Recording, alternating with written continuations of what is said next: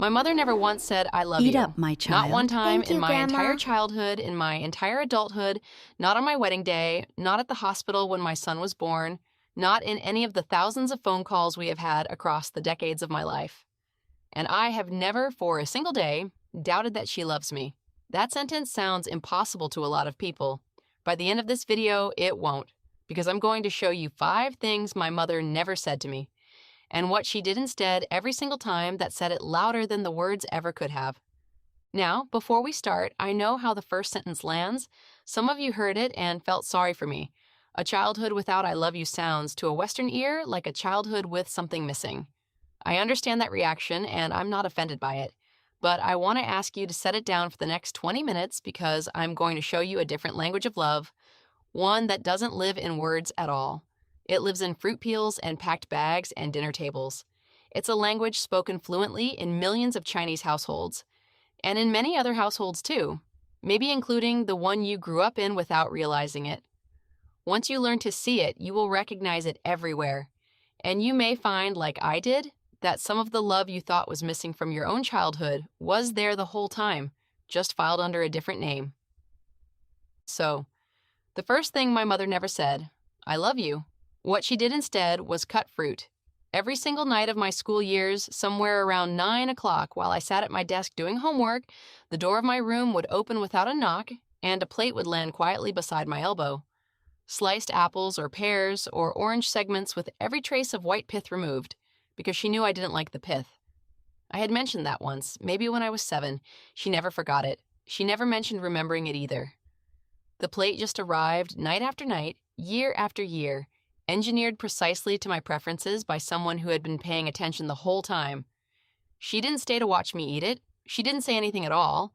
The door closed, and I ate the fruit with one hand while writing with the other. And neither of us ever acknowledged that anything had happened. Here is what I understand now that I could not have told you at 15. Peeling and slicing fruit for someone is a strange act if you think about it. The person could peel it themselves. The whole exercise is unnecessary, unless the point is not the fruit. The point is that somebody at the end of a long day, when she was tired and had 100 other things to do, stood in the kitchen with a small knife and thought about you the entire time. The fruit was never nutrition. The fruit was a sentence. It said, I thought about you when you weren't looking. I know what you like. Here. And the reason I know it was a sentence is that when I moved away for university, the thing I missed at 9 o'clock every night was not the apple. It was being the kind of person somebody peeled an apple for. You can buy fruit anywhere. You cannot buy that. The second thing she never said, I'm proud of you. Not when I got the best marks in my class. Not when I won a competition she had helped me practice for, night after night, at the kitchen table. Not when I got into the university she had quietly hoped for more than I had. Her reaction to my successes, delivered to my face, was always the same. A small nod, and then some version of, don't get careless, the next exam is harder. For years I thought this meant she was impossible to please. And then, when I was maybe 12, I overheard her in the courtyard with the neighbors. Somebody's aunt had asked about me, and my mother, my strict, unimpressed, next exam is harder mother, talked about me for 10 straight minutes. The marks, the competition, the way my teacher had praised me at the parent meeting, a story I had never heard because she never told me the teacher praised me. Her voice out there in the courtyard was a voice I didn't recognize. It was bragging. My mother was bragging shamelessly to an audience of aunties about the same child she would tell to be more careful an hour later at dinner. I stood behind the door and listened, and I remember the feeling exactly. It was like finding money in a coat you already owned. She was proud the whole time. The pride was enormous. It simply wasn't allowed to be said to my face, because in her understanding of parenting, praise spoken directly to a child spoils the child, softens them, makes them stop climbing. But pride spoken to the neighbors, that was safe, that was allowed. And here's the detail I keep turning over decades later. The courtyard had thin walls, and she knew it. She knew where I was. I cannot prove it, but I think the performance was partly for me. It was the only channel through which she could permit the message to travel. She never said, I'm proud of you. She said it to the neighbors at a volume calibrated for a boy standing behind a door. The third thing she never asked, are you okay? Chinese mothers of her generation did not, as a rule, sit you down, look into your eyes, and invite you to discuss your feelings. Feelings were not a dinner topic. Feelings, honestly, were not a topic. So when I came home from school on the bad days, the days I'd been humiliated by a teacher, or dropped by a friend, or crushed by a mark I was afraid to show her, nobody asked me what was wrong. Instead, something else happened. Dinner changed. I would come to the table, silent and heavy, planning to eat quickly and disappear. And there in the center of the table would be braised pork ribs, my favorite, unannounced. On an ordinary Tuesday, that did not call for ribs. She had taken one look at my face when I walked in, one look, maybe 2 seconds, read everything I was refusing to say, and gone back into the kitchen to answer it. Nobody said, "I noticed you're suffering." The ribs said it. And the meal that followed was her way of asking every question she couldn't ask. Eat, and let me watch how you eat, and I will know how bad it is. If I ate well, the crisis was passing. If I didn't touch the ribs, she would find a reason to walk past my room later, and a second plate of fruit would appear, and sometimes, on the truly bad nights, she would sit on the edge of my bed and talk about something completely unrelated, the neighbor's renovation, a sale at the market, until the talking about nothing turned, somehow, without either of us marking the moment, into me telling her everything. She never asked, "Are you okay?"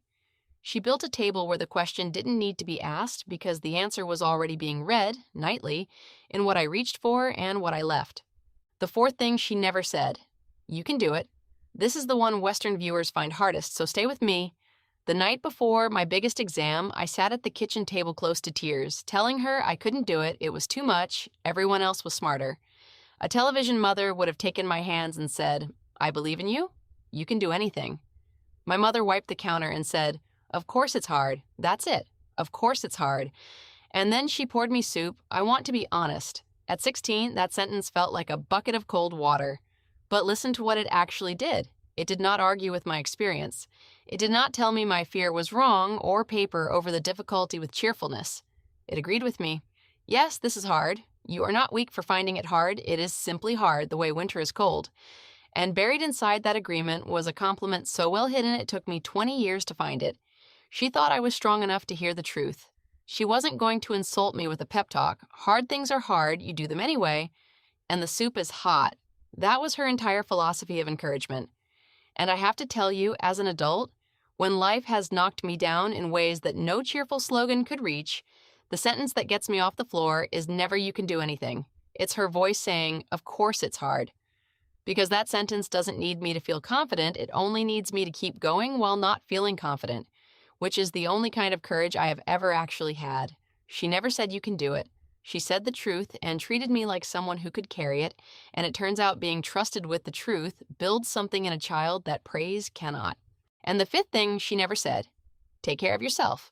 Instead, and she does this to this day, now when I am a grown adult with a child of my own, every time I visit and prepare to leave, she disappears into the kitchen while I'm putting on my shoes.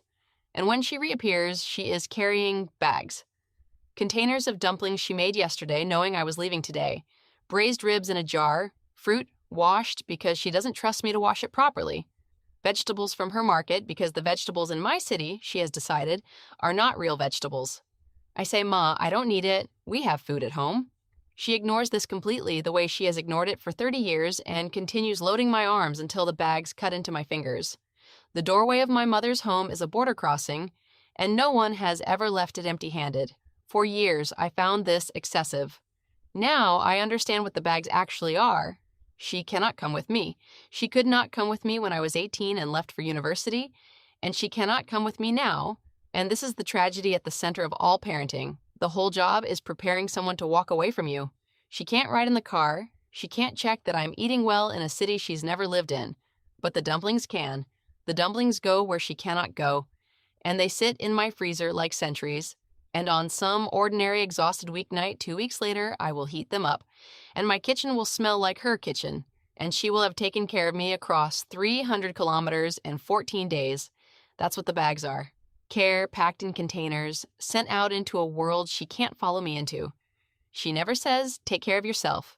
She sends the care with me instead because she never fully trusted the words to do the job. Words are light, and dumplings, if you make them properly, are heavy. So those are the 5. Never I love you. But fruit, nightly, cut to my exact preferences? Never. I am proud of you. But a courtyard broadcast through walls she knew were thin. Never are you okay. But ribs on a Tuesday and a table that read me like a diagnostic instrument? Never you can do it. But of course it's hard and hot soup. And the dignity of being told the truth. Never take care of yourself, but bags so heavy they cut into my hands. A whole childhood of love, delivered entirely without the standard vocabulary, and delivered so reliably that I never once went looking for the words. Now let me tell you what I'm wrestling with, because this channel doesn't do fairy tales, and it would be a fairy tale to end the video here. The silent language worked on me. It doesn't work on everyone. I have friends who grew up at tables just like mine who did not crack the code, who spent 30 years believing they were unloved by parents who were, in their own dialect, saying it constantly. The system has no receipts. If the child never learns to read the fruit, the love arrives and is never opened, and both people spend a lifetime lonely in the same house. That is a real cost, and my generation of parents is the one deciding whether to keep paying it. So here is what I actually do, in my own home with my own son. I keep the language, I cut the fruit at 6 in the morning, I cook his favorite dish on his bad days without announcing why. I will, I promise you, one day load his arms with containers until he begs me to stop. But I also say the words, out loud. I love you, I'm proud of you, plainly. In the doorway, at bedtime, in text messages he answers with a thumbs up. My mother finds this slightly embarrassing to witness. That's all right, I'm not correcting her, I'm completing her. She taught me a love that acts, I'm adding a love that also speaks, and my son will grow up bilingual. Fluent in the apple on the desk and fluent in the words at the door, and he can pass on whichever dialect his own children need. Maybe that's the whole project of our generation. Keep the love, add the words. Before you go, I want you to do one thing. Think about the person who raised you and ask yourself what their version of the cut fruit was.